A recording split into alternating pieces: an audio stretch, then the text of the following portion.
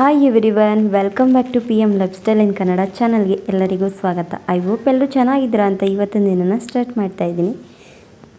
ಬೆಳಗ್ಗೆನೇ ಮನೆಯೆಲ್ಲ ಕ್ಲೀನಿಂಗ್ ಮಾಡಿ ರಂಗೋಲಿ ಎಲ್ಲ ಹಾಕಿ, ಇವತ್ತು ನಮ್ಮ ಅರ್ಶುಂದು ರಿಸಲ್ಟೇ ಎಕ್ಸಾಮ್ ಬರೆದಿದ್ನಲ್ಲ ಅದಕ್ಕೆ ಹೋಗಬೇಕಿತ್ತು.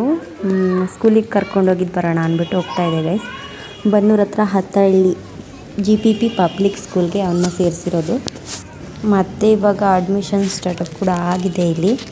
ಇವಾಗ ಬಂದು ರಿಸಲ್ಟ್ ನೋಡಿಕೊಂಡು ಮತ್ತೆ ಹೊರಡೋದೆ.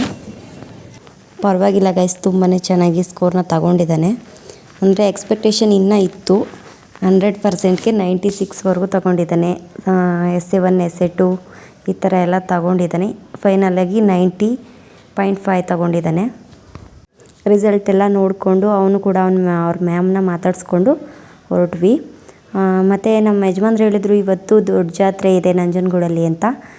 ಎಕ್ಸ್ಪೆಕ್ಟೇಷನೇ ಇರಲಿಲ್ಲ ಹೋಗ್ತೀವಿ ಅಂತ. ಹಾಗೆ ಹೆಂಗಿದ್ರು ಮನೆಯೆಲ್ಲ ಕ್ಲೀನಿಂಗ್ ಎಲ್ಲ ಆಗಿತ್ತು, ರೆಡಿಯಾಗಿದ್ವಿ.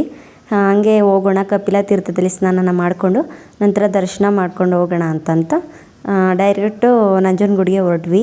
ಅಲ್ಲೋಗಿ ಸ್ನಾನ ಕೂಡ ಮುಗಿಸಿ ಮತ್ತು ದೇವಸ್ಥಾನ ಕಡೆ ಹೊರಟ್ವಿ. ಅಲ್ಲೇ ನೋಡಿ ಶಿವಂದು ಇದು ಕಟ್ಟಿದ್ರಲ್ವ, ಅಲ್ಲೋಗಿ ಒಂದೆರಡು ಫೋಟೋಸ್ ಕೂಡ ತಗೊಂಡು ಆಮೇಲೆ ದೇವಸ್ಥಾನಕ್ಕೆ ಹೋಗೋಣ ಅಂತ ಹೋಗ್ತಾಯಿದ್ವಿ ಗೈಸ್.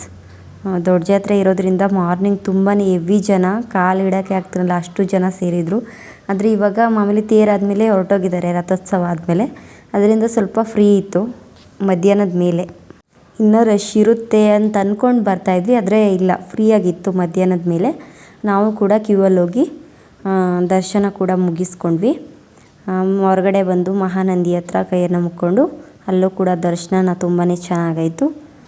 ಮತ್ತು ರಥದ ಹತ್ರ ಹೋಗಿ, ರಥದ ಹತ್ರನೂ ಕೂಡ ಪೂಜೆ ಎಲ್ಲ ಮಾಡಿಸ್ತಾರೆ. ಅಲ್ಲೂ ಕೂಡ ಪೂಜೆನ ಮಾಡಿಸ್ಕೊಂಡು ಅಲ್ಲಿಗೆ ಉತ್ಸವ ಮೂರ್ತಿ ಮೆರವಣಿಗೆ ಕೂಡ ಬಂತು. ತುಂಬಾ ಖುಷಿ ಆಯಿತು.